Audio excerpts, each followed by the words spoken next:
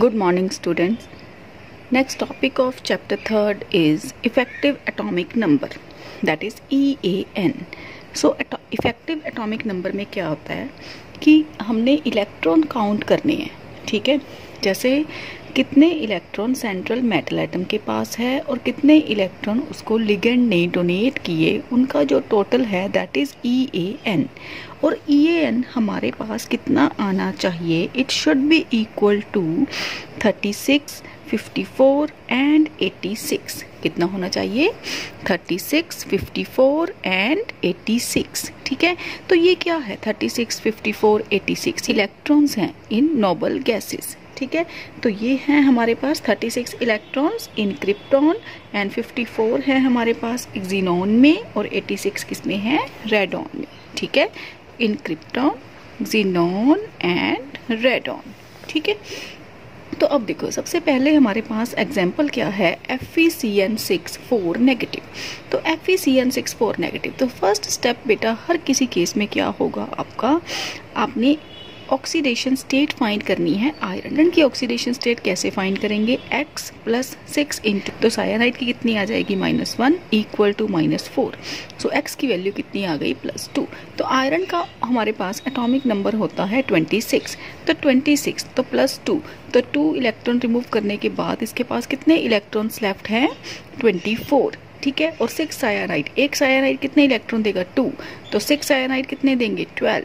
तो कितने आ गए? 36। तो अगर आपके पास ये EAN है, अगर EAN की वैल्यू 36 आ रही है या 54 आ रही है या 86 आ रही है, तो इसका मतलब है कि वो वाला मॉलिक्यूल EAN रूल को ओबे करता है या वो कॉम्प्लेक्स EAN ओबे करेगा। और अगर हमारे पास वैल्यू इतनी नहीं आ रही तो that compound is not stable, क्योंकि वो EAN ओबे नहीं कर रहा, ठीक है। तो ये एक जनरल कॉन्सेप्ट है EAN का। लेकिन हमारे पास बहुत सारी एग्जांपल्स, बहुत सारे कॉम्प्लेक्सेस ऐसे हैं जो EAN को ओबे नहीं करते, लेकिन स्टिल वो क्या हैं? वो स्टेबल कॉम्प्लेक्स हैं, ठीक है। अब देखते हैं एक न्यूट्रल कॉम्प्लेक्स की एग्जांपल, MO मोलिब्डेनम CO6। तो मोलिब्डेनम का एटॉमिक नंबर है 42 एंड नंबर ऑफ इलेक्ट्रॉन्स कितने हैं? 42। तो 6 कार्बोनाइल, इसमें कितने आ जाएंगे? 12। तो 54। तो ये भी क्या करेगा? ओबे, ठीक है। उसके बाद एक्सेप्शंस में हमारे पास क्या है? अच्छा, एक चीज़ और देखो, इसमें आपके पास क्या है? मोलिब्डेनम का एटॉमिक नंबर 42। अब स्टूडेंट्स कंफ्यूज हो जाएंगे कि मोलिब्डेनम, तो क्या हमने पूरे पीरियोडिक टेबल का एटॉमिक नंबर याद करना है कि पूरे को लर्न करना है? तो मैं ऑलवेज एक सजेशन देती हूँ स्टूडेंट्स को कि 30 तक एटॉमिक नंबर लर्न करो, 1 to 30, ठीक है। उसके बाद आप ग्रुप वाइज लर्न करो पीरियोडिक टेबल को, जैसे जिंक, कैडमियम, मरकरी। ये मैंने आपको पहले भी बोला है ना एक चैप्टर में कि वहाँ पे भी आपको ज़रूरत है, तो आप लर्न करो, ठीक है। तो जैसे iron, ruthenium, osmium, copper, silver, gold, ऐसे, ठीक है। फिर आप नेक्स्ट वीडियो में ना मैं आपको ये बताऊंगी कि एटॉमिक नंबर कैसे फाइंड करते हैं। अगर आपको ग्रुप वाइज पता है तो नेक्स्ट वीडियो में मैं आपको यही सिखाऊंगी कि एटॉमिक नंबर है जो उसको कैसे फाइंड करेंगे, ठीक है। उसके बाद देखो एक्सेप्शंस क्या है? जैसे मैंने आपको पहले बताया कि EAN के अकॉर्डिंग क्या है कि जो EAN रूल को ओबे करेगा वो कॉम्प्लेक्स क्या है? स्टेबल। जो नहीं ओबे करेगा वो क्या होगा? Unstable. But there are so many examples which do not obey EAN rule but still they are stable, ठीक है। So many stable complexes are there in which EAN is not obey. तो उसमें फर्स्ट है हमारे पास FeCN6 negative. तो similarly जैसे हमने पहले किया FeCN6 नेगेटिव, तो उसी तरह से हम ये करेंगे FeCN6 नेगेटिव। तो आयरन +3, उसका कितना आ गए? कितने पहले कितने रिमूव किए थे? 2 इलेक्ट्रॉन, लेकिन अब कितने कर रहे हैं? 3 इलेक्ट्रॉन्स, ठीक है। तो कितना आ गया? 23।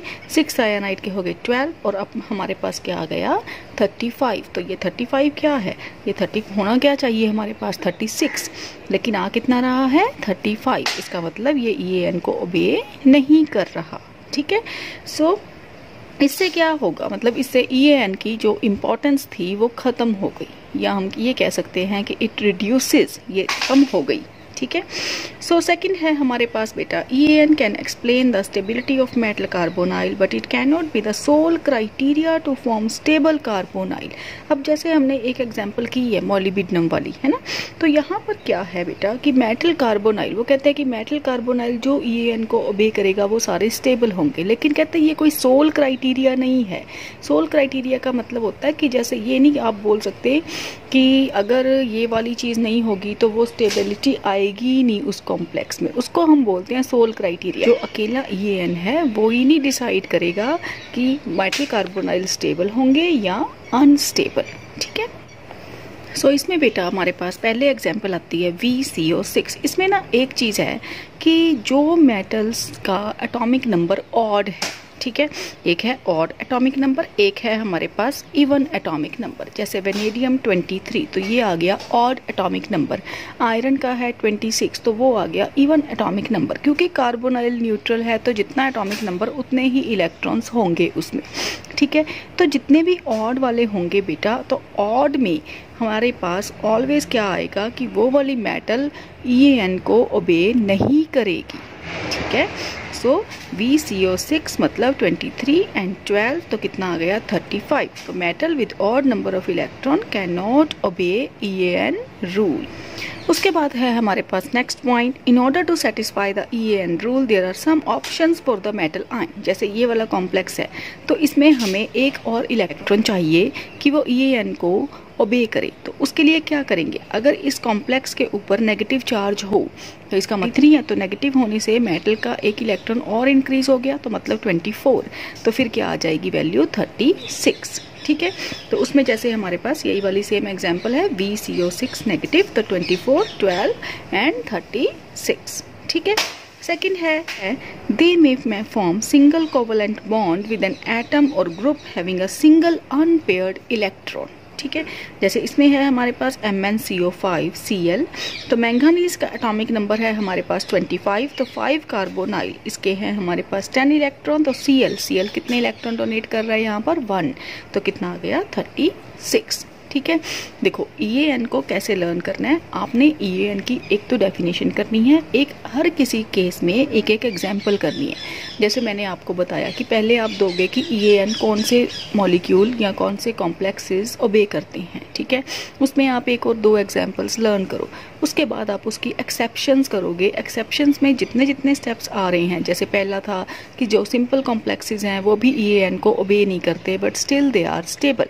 सेकंड हमने किया कि मेटल कार्बोनाइल का केस है ना, कि मेटल कार्बोनाइल जो हैं वो क्या है, अगर ऑड नंबर ऑफ इलेक्ट्रॉन्स होंगे तो वो स्टेबल नहीं होंगे, ठीक है, या EAN रूल फॉलो नहीं करेंगे, ठीक है।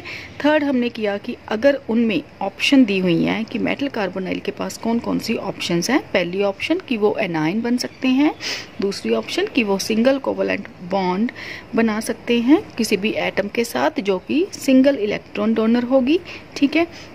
सो मतलब अगर आपके पास शॉर्ट नोट आता है तो आप इस तरह से दोगे। और कैसे आ सकता है कि आपके पास एग्जाम्पल्स दी हुई हैं, पूछा जाएगा कि कौन कौन से कॉम्प्लेक्सेस EAN को फॉलो नहीं करते या कौन कौन से फॉलो करते हैं, या सिंपली कैलकुलेट EAN रूल। तो किसी भी तरह से बेटा क्वेश्चन आ सकता है, ठीक है। सो नेक्स्ट टाइप देखो, if no other species is available metal can dimerise. Dimerise का मतलब क्या होता है कि मेटल मेटल का बॉन्ड बन गया। जैसे Mn2CO10, इसमें क्या हुआ है कि MnCO5 था जो उसने क्या बना दिया अपना बॉन्ड, ठीक है। तो मैंगानीज के पास कितने इलेक्ट्रॉन्स है 25, तो 2 मैंगानीज के पास कितने हो गए 50, तो 10 × 2 तो वो कितने हो गए 20, और टोटल इलेक्ट्रॉन्स कितने आ गए 70। देखो ये ना बड़ा इंटरेस्टिंग है, अगर आपने ये फाइंड करना है कि मेटल के पास कितने बॉन्ड होंगे, जैसे Mn2CO10, ठीक है, तो Mn2 में तो चलो क्लियर ही है कि इसमें तो एक ही बॉन्ड होगा क्योंकि 2 मेटल में एक ही बॉन्ड हो सकता है, ठीक है। तो 1 मैंगानीज बॉन्ड और एक बॉन्ड 2 इलेक्ट्रॉन से मिलके बनता है, तो कितने इलेक्ट्रॉन टोटल आप ऐड करोगे उसमें 2, तो 70 आया था हमारे पास, 70 में आप ऐड कर दोगे 2 तो कितने आ गए 72, और पर मैंगानीज ये कितने इलेक्ट्रॉन बन गए पर मैंगानीज 72 को आप 2 से डिवाइड कर दोगे तो कितने आ जाएंगे बेटा 36। क्या किया हमने, टोटल 72 और पर मैंगानीज कितने आ गए हमारे पास 36। सो बेटा नेक्स्ट टाइप है EAN can use to predict the structures of new compounds. इसमें क्या है, जैसे मैंने आपको पहले बताया कि आयरन में या मेटल में कितने बॉन्ड हैं वो हम EAN रूल से पता कर सकते हैं। जैसे इफ Fe2CO9, सबसे पहले हम सिंपल आयरन के कितने एटॉमिक नंबर होता है हमारे पास, कितने इलेक्ट्रॉन्स होंगे 26, तो 2 आयरन है तो 26 × 2 कितना आ गया हमारे पास 52। उसके बाद 9 कार्बोनाइल, एक कार्बोनाइल डोनेट करेगा अपने 2 इलेक्ट्रॉन्स, तो कितने आ गए हमारे पास 80। ठीक है, तो कितना आ गया 70। तो पर एटम कितने आएंगे 70 डिवाइडेड बाय 2, तो कितने आ गए 35। अगर EAN रूल ओबे करना है इस मॉलिक्यूल को या इस कॉम्प्लेक्स को, तो क्या होना चाहिए हमारे पास, इलेक्ट्रॉन्स कितने होने चाहिए 36। ठीक है, तो इसका मतलब क्या हुआ, कितने इलेक्ट्रॉन्स कम है 1, तो इसका मतलब यहाँ पर मेटल का एक बॉन्ड होगा। ठीक है, सो 70 + 2, 2 क्यों लिखा, क्योंकि देखो अगर हम Fe2 का फाइंड कर रहे थे ना, अगर एक मेटल का बॉन्ड होगा तो एक बॉन्ड कितने इलेक्ट्रॉन से मिलके बनता है 2 इलेक्ट्रॉन से। ठीक है, तो 2 इलेक्ट्रॉन्स के लिए हम 70 + 2 करेंगे तो 72, तो पर आयरन हमारे पास कितने इलेक्ट्रॉन्स आ जाएंगे 36। ठीक है, इसकी एक और एग्जांपल करते हैं Fe3CO12, तो Fe3CO12 में बेटा क्या आएगा हमारे पास, Fe3 के लिए 3 × 26 एंड CO12 के लिए 12 × 2, तो कितना आ गया 102। तो 102 को किससे डिवाइड करेंगे, अब 2 से डिवाइड नहीं करना, अब आपने देखना है कि कितने मेटल्स हैं, मेटल कितने हैं 3, तो पर मेटल देखना है ना हमने, तो 102 डिवाइडेड बाय 3, तो कितना आ गया 34। और अगर ये कॉम्प्लेक्स EAN को ओबे करे तो इसको कितने इलेक्ट्रॉन्स रिक्वायर्ड है 2, तो इसका मतलब यहाँ पर हमारे पास 2 आयरन बॉन्ड है। ठीक है, सो बेटा जितने इलेक्ट्रॉन्स कम होंगे उतने आयरन के या मेटल के बॉन्ड होंगे हमारे पास। ओके, नेक्स्ट है हमारे पास इसकी एक और एग्जांपल, जैसे CO4 CO12, 4 कोबाल्ट एटम्स हैं हमारे पास, तो 4 कोबाल्ट एटम्स के लिए 27 × 4 108, तो 12 कार्बोनाइल के लिए क्या आ गया 12 × 2 24, और कितने आ गए 132, एंड पर कोबाल्ट 132, तो कितने कोबाल्ट हैं 4, सो 132 डिवाइडेड बाय 4 = 33, तो 33 रिक्वायर्ड कितने हैं 36। ठीक है, तो कितने इलेक्ट्रॉन्स कम हुए 3, तो इसका मतलब देयर आर 3 कोबाल्ट बॉन्ड्स। उसके बाद है हमारे पास EAN rule for other organometallic compound. इसके लिए बेटा आपने क्या करना है, इसमें थोड़ी सी डिफरेंट है टाइप, कि जैसे एक तो ये पता होना चाहिए कि मिथाइल कितने इलेक्ट्रॉन डोनेट कर रहा है, अगर Cl लगा तो वो कितने इलेक्ट्रॉन डोनेट कर रहा है, एक अगर H लगी हुई है तो वो कितने इलेक्ट्रॉन डोनेट करेगी, पाई एलाइल, सिग्मा एलाइल, है ना, ऐसे हमारे पास ग्रुप्स आएंगे। तो उसके लिए आपकी बुक में एक टेबल बना हुआ है, टेबल नंबर 5, ठीक है, जिसमें लिगेंड्स के नेम हैं और नंबर ऑफ इलेक्ट्रॉन्स डोनेट कितने कर रहे हैं वो वाले लिगेंड वो दिया है। तो आप उसको पहले एक बार रीड करके फिर इसको देखना। ठीक है, तो देखो सबसे पहले एग्जांपल है हमारे पास CH3Re रिहीनियम कार्बोनाइल 5, तो रिहीनियम का एटॉमिक नंबर है हमारे पास 75, 5 कार्बोनाइल के लिए हमारे पास 10, तो इसमें क्या एडिशन है मीथाइल, तो मीथाइल कितने इलेक्ट्रॉन डोनेट कर रहा है 1, तो कितना आ गया 86। नेक्स्ट टाइप है हमारे पास, नेक्स्ट एग्जांपल है कोबाल्ट पाई C5H5। यहाँ पर देखो अब पाई C5H5 का मतलब है 5 के 5 कार्बन्स हैं जो वो बॉन्डिंग में इन्वॉल्व हैं। ठीक है, तो पाई C5H5 मतलब इसमें कितने इलेक्ट्रॉन डोनर होगा ये 5। ओके, तो 2 एक कार्बोनाइल कितने देता है 2 इलेक्ट्रॉन, तो 2 कार्बोनाइल कितने देंगे 4, तो 27 + 5 + 4 कितना आ गया 36। नेक्स्ट है हमारे पास FeC5H5 ट्वाइस, तो आयरन आपको पता है कितने होते हैं 26 और C5H5, तो C5H5 यहाँ पर भी किया तो पाई C5H5 है। इसकी स्ट्रक्चर भी मैंने आपको लास्ट वीडियो में करवाई थी। तो आयरन 26, तो 2 पाई है, तो इसका मतलब क्योंकि 2 लगा है तो यहाँ पर एक कितने देगा 5, तो 2 कितने देंगे 10, तो कितना आ गया 36।